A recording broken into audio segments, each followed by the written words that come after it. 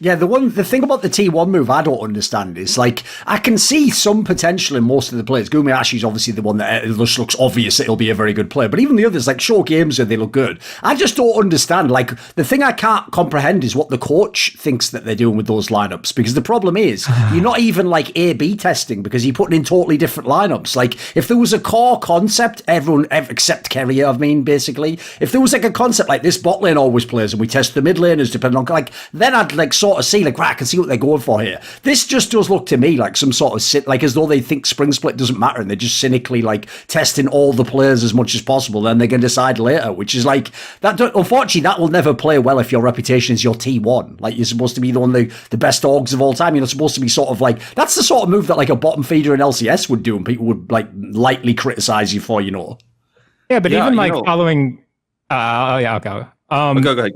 Even following that logic doesn't make that much sense to me, like with my coaching philosophy, because you have to give a player time to develop with what you have. And for me, like, the only way to do that is just like give him a full split.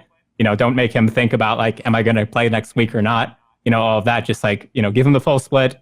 Think more long term, and then you have the information. Okay, either it worked or it didn't, or this is what we saw from his development and what he was able to do. If you keep swapping players back and forth, you put too many variables in it, you put too many question marks on it, and then by the end, I'm not sure you actually have useful information. I mean, yeah. I think that, yeah, you can, if you argue that spring split doesn't matter, okay, that's all the more reason to just say like, okay, pick one guy, stick with it. If it didn't work out, if we made the quote unquote wrong decision, then okay, then we'll change it at the midseason. But yeah, in general, I'm not a very big fan of swapping players in and out. I think when it works, it's more sort of the exception than the rule. It's worked like sometimes before, like for example, TSM did it last year with like Biofrost and Treats. Sure. They swapped the player at like the last minute for playoffs, but again, I'm not a fan of it, generally speaking. Yeah, I mean, if you have a specific strategy you want to use a player for, that's fine too, right? Like if you want to put Teddy on Xayah on red side, which they did like 3 times in a row, I'm like, okay, well that makes sense. Like I can see that. If you're going to go, okay, Teddy's playing Xayah, Gamushi doesn't do that. We know they're going to first pick Kai'Sa on blue side. We're going to pick up Xayah as counter. Teddy's going to play it. Fine, that's totally fine. Sure. But then they stopped doing that. And what's really weird about this to me, going back to what you were saying as well, like how can you even learn from this? Like it feels like you're putting all this pressure on these players. You are, but they also then didn't play in Kespa Cup. They played their academy roster in Kespa Cup. So if you really want to experiment, if you really want to get the full value out of before summer, before you really start getting those Worlds points and are trying to qualify for Worlds, like why didn't you play in Kespa Cup then? That's super strange that you would not take that huge opportunity to learn and experiment as well in a tournament where you're less likely to be criticized for. In my opinion, T1 fans are crazy aggressive, but I mean, the thing is, like, this goes back to what I was saying before, too, when I was like, oh, look at all the great players are retired. If Samsung was still in the league, and hadn't, of course, changed hands to Gen G, I feel like if the name Samsung was in the tournament, a lot of people would hold them to a higher standard as well. Sure. But, like, T1, even though it's not SK Telecom T1, it's still, T1. So the fans are holding them to this insanely high standard, and then the coaching staff is taking all these risks, so then you get all of that pressure. But then think about this, like, your closer, you had a few bad plays on Rise. You had that crazy teleport into the Dragon Pit, which I'm told actually was called by Karya, so it wasn't like his decision, just to put that out there. Okay. You have all this pressure on you. You have this game where you follow Flash and you die, and there's all this pressure, and everyone is exploding on the internet. Like, where's Faker?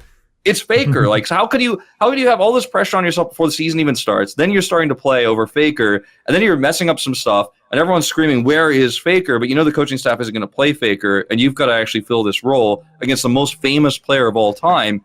Then you think about like all the expectations people had for Kana, and then Zayas is this new up and coming top tier top laner. So he comes in, he has all these fan expectations. He's not winning, and the fans are like, "Well, maybe he wasn't as good as we thought." You have all this pressure, and then you've got this other guy, Kana, who had a pretty good season last year. So everyone's like, well, I don't know. Maybe he should be playing Kana. Then you've got Teddy sitting behind Gumayusi. So Gumayusi is this new player who's obviously got a lot of talent, is very good. But it's Teddy who's sitting behind you. Like, it's like the extremely competitive, like every single role is like, it's closer and it's Faker. Like, it's Kana we're talking about, okay? It's Cuz who's the jungle player we're talking about that might replace you. Like, if you mess it up, Cuz is just waiting on the bench. And if you're Cuz, you're like, this new player is waiting on the bench and he's extremely talented. We bought all the best players. And if you mess this up, it could be him next week.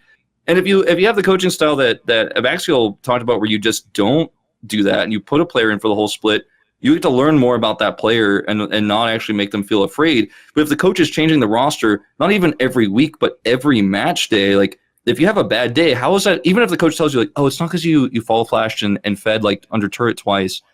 It's just we were going to play this roster anyways this week. So, like, do you believe that? Like, how can your mentality be correct? How can you actually come into a series, a really important series, actually with a clean mind and trusting your coach who's making all these really aggressive decisions when you have the most rabid fan base ever after you on top of it all, and then Faker is like the one that's going to play if you mess it up. So like. I mean, it's crazy. This situation will probably never happen again. No. It's probably the most extreme version. Put it this way, normally when people say we're doing a 10-man roster, that's pretty well known at this point in time. That's like a euphemism for like, I'm just cynically, trying like not to pay someone their full salary, or I'm going to like replace, I don't want to just put this rookie in on his own. I want to keep this old fucking washed up guy to pretend that he's competing for this. There's normally some bullshit behind it. This actually seems like one of the few times in history I've ever seen someone actually trying a 10-man roster. And if anything, it's a good example of why you don't do it. Like, it's just like it's just too many variables, isn't there? Yeah, like literally, it's one of those mad scenarios where even if you pick the wrong player, you might be better just picking two of them to never take out, and just then you'd at least know more, I think, about the parts you're putting in and out in terms of what they're adding and what they're subtracting. Yeah. So what about this, Abaxil? Like, do you actually think, because that's the weird thing about it, is there are obviously certain lineups they've put in that actually do look pretty good. Like, there are times where you can see why people have some hype for them.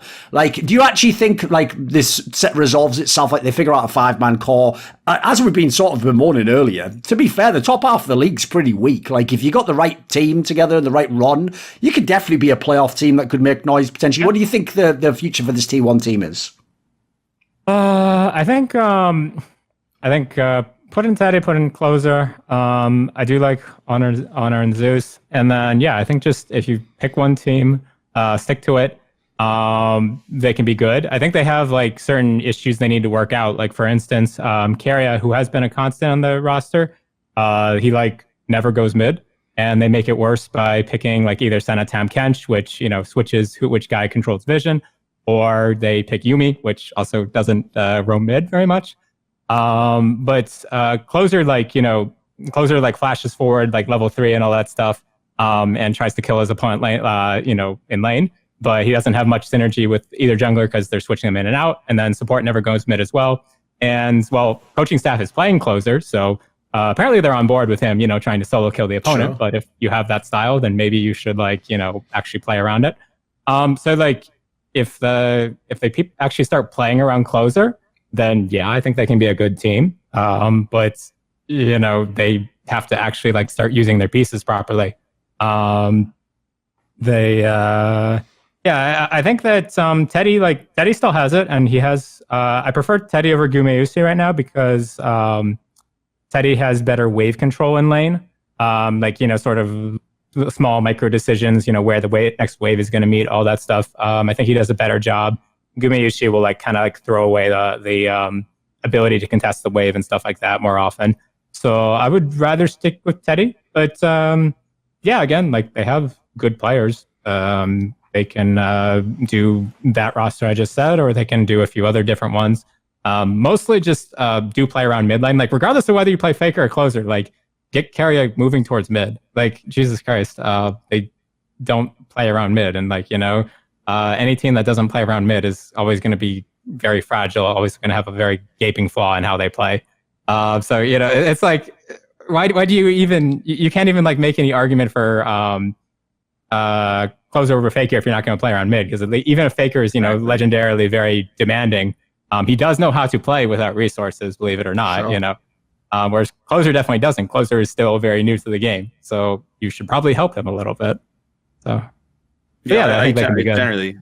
I generally agree with everything you just said, and one of the reasons I think a lot of people want to see Faker back in is they want to remind themselves as where T1 is at right now. I think a lot of people are just extremely Faker fanboy fans, and they want to see Faker no matter what. But a lot of people, even myself included, my interest in seeing Faker is to see how the team operates differently with him, because it feels like it's been so long since we've actually seen that. And obviously Wonder has been a very aggressive jungler that I think does pair well with the style of Closer. But then they're putting closer on control mages and putting them on Seraphine, and like I'm like, well, this isn't working. Like, what's your plan? Like, you have to understand. I think if you're the T1's coaching staff, like, why are you playing closer over Faker? If you're like going back to what he just said, like if you're not going to give him the resources to actually pop off in mid and carry mid, then why are you picking him over Faker, who's extremely talented and good at playing by himself in mid? If carry is not going to come there, or if Wonder is not going to put his focus in mid, he's going to put his focus topside more often than not. Then like, you know, what are we doing? Like then okay, fine, then don't put closer on Aurelio while you're going to do that. You know, yeah, exactly. Like, so like, yeah, it really feels like T1 has all the pieces, but like they don't work well together because there's so much pressure. Like it feels like so often I'm watching closer trying to prove something rather than trying to win the game. You know what I mean? Like that flash, that follow flash I was talking about, the flash you were talking about earlier. Like I think we both know that moment, right, with the Aurelio, where it's like, are you like you got his flash and you were already like extremely ahead? Like, are you trying to be like the #1 clip on Inven today, or are you trying to win this game, right? Like, so those are the kind of things that, I mean, these superstar, rising star players that they theoretically will become, right, if they can close all these issues up, need to grow through. There's a lot of growing pains on the team right now with a completely new coaching staff, right? This roster is so different than Damwon Kia's roster last year that, you know, the coaching staff was moved over to. So, like, it's a completely different environment. Everyone has to adjust. And the coach is a very last-minute decision as well. You know, there's a lot of controversy around that. Whatever, you know, you can believe whatever you want out there, but, like, those are definitely a very last-minute decision. So I think there's a lot of growing pains that have been like exacerbated by frustrated fans, and this is just one of those unforgettable seasons for T1. Not because they're good though.